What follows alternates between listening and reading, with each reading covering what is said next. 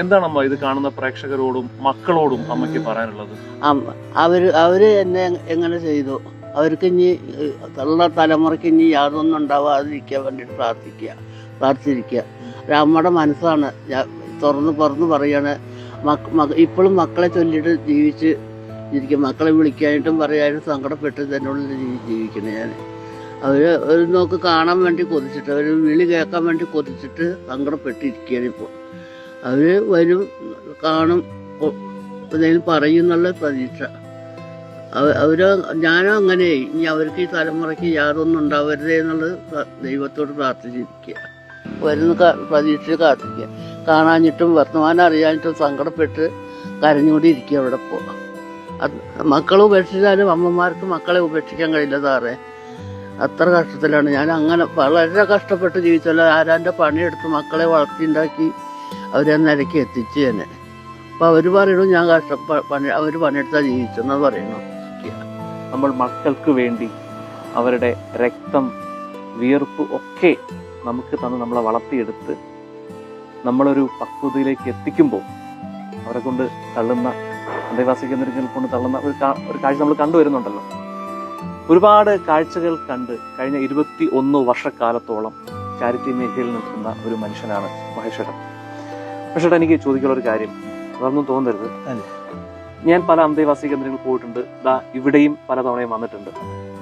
ഇവിടെ വരുമ്പോഴൊന്നും മുസ്ലിങ്ങളായ ഒരു ഉമ്മയും വാപ്പയും ഞാനിവിടെ കണ്ടിട്ടില്ല.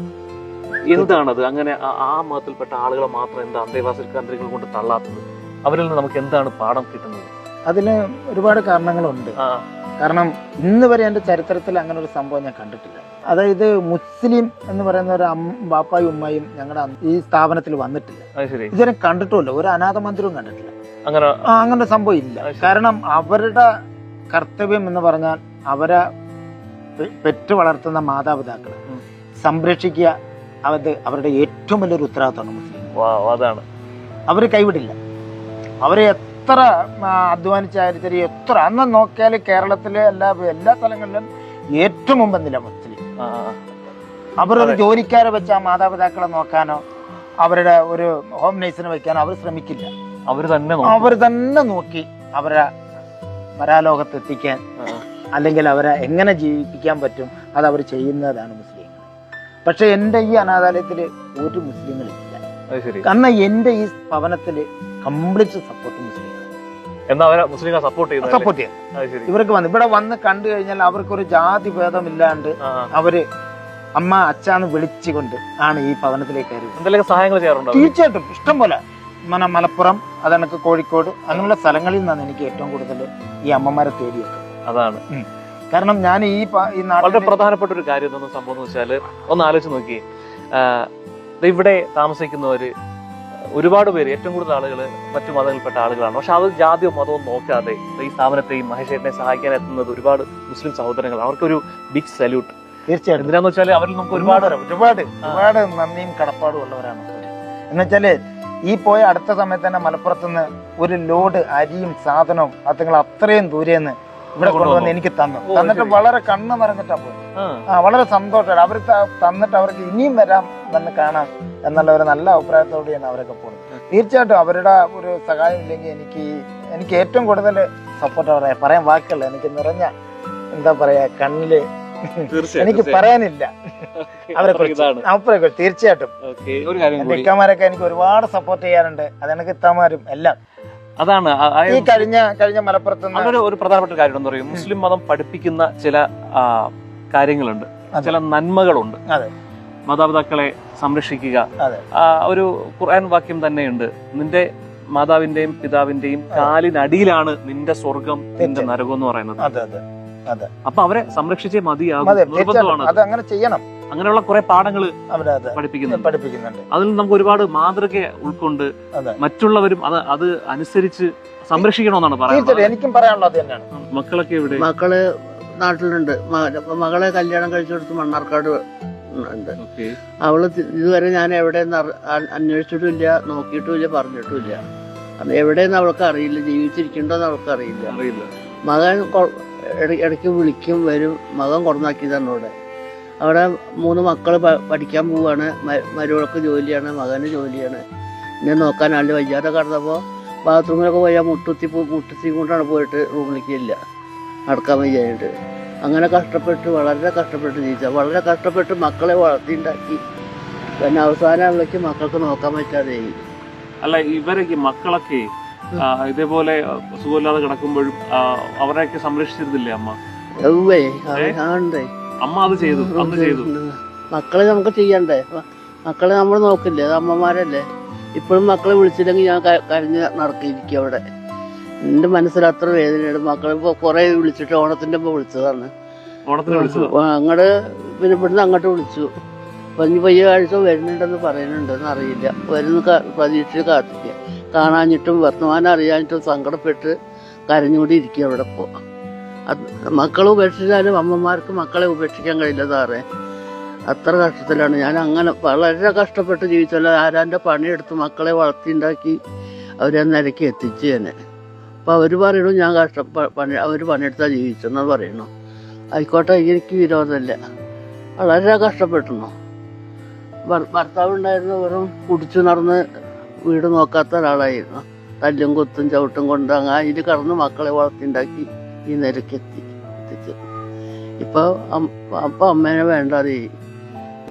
ഈ അമ്മയുടെ കാര്യം ആലോചിക്കുമ്പോൾ ഞാൻ വിചാരിക്കും, സമാധാനം എനിക്ക് മക്കളുണ്ടാവാത്തത്, കല്യാണം കഴിയാത്തത് ആലോചിച്ചു ഞാൻ. ഇവിടെ വന്നപ്പോൾ എനിക്കിത് ഈ അമ്മയുടെ സങ്കടം കണ്ടപ്പോൾ ഞാൻ വിചാരിച്ചു, ദൈവമേ എന്നെ കല്യാണം കഴിക്കാത്തതും കുട്ടികളുണ്ടാവാത്തതും സന്തോഷം അല്ലെങ്കിൽ അതും ഞാൻ സഹിക്കണ്ടേ? സഹിക്കാൻ പറ്റില്ല സാറേ. അത്ര ഞാൻ എൻ്റെ കൂടപ്പുറപ്പിനെ സ്നേഹിച്ചു. കാലം കൊണ്ട് തട്ടുന്ന പോലെ എന്നെ തട്ടി മാറ്റിയത്. പക്ഷെ എൻ്റെ ഒരു കൂട്ടുകാരിയുണ്ട്, 2-3 കൂട്ടുകാരുണ്ട്. അവരാണ് എന്നെ നോക്കുന്നത്.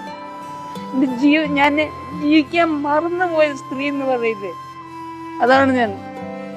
എന്റെ ചെറുപ്പം മുഴുവനും ചോരയും നീരും എന്ത് പണിയെടുത്തിട്ടും ഞാൻ. അച്ഛൻ മരിച്ചു, അമ്മ മാത്രമേ ഉണ്ടായിരുന്നു. ആ അമ്മേനെ എല്ലാവരും തട്ടി, പക്ഷെ ഞാൻ തട്ടിയില്ല. പക്ഷെ എന്നെ എല്ലാരും തട്ടി. കാണാൻ ഭംഗിയില്ല, പൈസ ഇല്ല, അങ്ങനെയാണ് ഇങ്ങനെയാണ്, കറുത്തിട്ടാണ്, ഇതൊക്കെയാണ് അവരുടെ ഇത്. പക്ഷെ എന്റെ മനസ്സ് വെളുത്തിട്ടാ, അതെനിക്കറിയാം. സങ്കടം ഒരുപാടുണ്ട്. അത് ഓർക്കുമ്പോ എനിക്ക് മക്കളെക്കാട്ടിൽ സങ്കടം. എന്റെ കൂടെ എന്ന് പറഞ്ഞിട്ടുണ്ടെങ്കിൽ എന്റെ കണ്ണിന്റെ കൃഷ്ണമണി പോലെയാ. കൃഷ്ണമണിക്ക് എന്തെങ്കിലും പറ്റുമ്പോ നമ്മളിപ്പോ തട്ടിട്ടില്ലേ അവര് എന്ന് പറഞ്ഞു. ഇപ്പോഴും അതെന്റെ ചേച്ചിമാർ, 2-3 ചേച്ചിമാരെ ക്യാൻസറായിട്ട് മരിച്ചു, ഏട്ടനും മരിച്ചു. നമ്മളെയൊക്കെ കുട്ടിക്കാലം മുതൽ, അതായത് പ്രസവിച്ച് ഒരമ്മ നമ്മളെ പ്രസവിച്ച് ജനിച്ച് ആ അമ്മയുടെ മാറത്തേക്ക് വീണ് വളർന്നു വന്ന് നമ്മളൊക്കെ സ്വന്തം കാലിൽ നിൽക്കാൻ പ്രായമാകുമ്പോൾ, അതിനുള്ള പക്വതയാവുമ്പോൾ, അല്ലെങ്കിൽ അതിനുള്ള സാമ്പത്തികമൊക്കെ വരുമ്പോൾ അമ്മമാരെ ഇതേപോലെ കാണിച്ചേ ഒരേ അന്തേവാസി കേന്ദ്രങ്ങളിൽ കൊണ്ട് തള്ളും, അല്ലേ? അതെ. ഈ പറയാൻ പോകുന്ന കാര്യമുണ്ടല്ലോ, ഈ അമ്മയുടെ മാത്രം ജീവിതമല്ല, ഇവിടെയുള്ള അന്തേവാസി കേന്ദ്രങ്ങളിൽ കഴിയുന്ന ഓരോ അമ്മമാരുടെയും വേദനയാണ് ഈ അമ്മയിലൂടെ നമുക്ക് അറിയാൻ കഴിയുന്നത്, അവർ ഷെയർ ചെയ്തത്. ഇനി ഞാൻ പറയാൻ പോകുന്ന കാര്യവും ഈ അമ്മയുടെ മക്കളോടല്ല, ഇതുപോലെ അന്തേവാസി കേന്ദ്രങ്ങൾ കൊണ്ട് തള്ളിയിരിക്കുന്ന, ഞാൻ എൻ്റെ സ്വഭാവത്തിനാണെങ്കിൽ ഞാൻ തെറി വിളിച്ച് സംസാരിക്കും ചില സമയത്തൊക്കെ, പക്ഷേ ഇവിടെ ഞാൻ ഉപയോഗിക്കുന്നത് അമ്മമാരിയ്ക്കുന്നുണ്ട്, ഞാനൊന്നും പറയുന്നില്ല.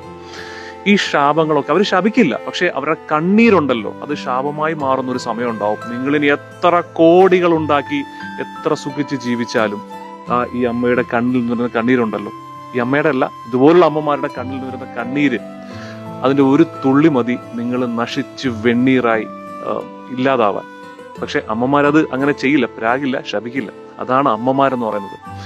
ഇനിയുള്ള ലോകത്ത് ഇത് കണ്ടിട്ടെങ്കിലും നാളെയും മറ്റന്നാളും ഇനിയുള്ള ദിവസങ്ങളിലൊക്കെ നിങ്ങളുടെ മനസ്സിൽ പ്ലാൻ ഉണ്ടാവും. നിങ്ങളൊന്ന് സെറ്റിൽ ആവുമ്പോൾ അമ്മയെ നിങ്ങൾക്ക് വിദേശത്ത് പോകണം, നിങ്ങളെ മക്കളെയും ഭാര്യയും നോക്കണം എന്ന് വിചാരിച്ചുകൊണ്ട് അടുത്ത ആഴ്ച അല്ലെങ്കിൽ അടുത്ത മാസം അടുത്ത വർഷം അമ്മയെ അന്തേവാസി കേന്ദ്രങ്ങൾ കൊണ്ട് തള്ളാം എന്ന് പറയുന്ന, അങ്ങനെ വിചാരിച്ചിരിക്കുന്ന ആളുകളുടെ മനസ്സിൽ ഈ വാക്ക് കുറിച്ചിട്ടോ, ഇവരുടെ കണ്ണീരുണ്ടല്ലോ നശിച്ച് വെണ്ണീറാവും. അത് ഉണ്ടാവാതിരിക്കണമെങ്കിൽ ഇതുപോലുള്ള അമ്മമാരെ സംരക്ഷിക്കുക തന്നെ വേണം. അതിന് എന്ത് നഷ്ടപ്പെട്ടിട്ടാണെങ്കിലും സംരക്ഷിക്കുക. തീർച്ചയായും ഒരു കാര്യം പറഞ്ഞുകൊണ്ട് ഈ ഒരു സ്റ്റോറി അവസാനിപ്പിക്കുകയാണ്.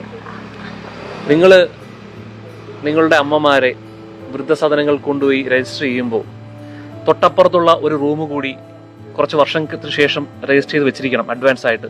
അത് നിങ്ങൾക്കുള്ളതാണ്.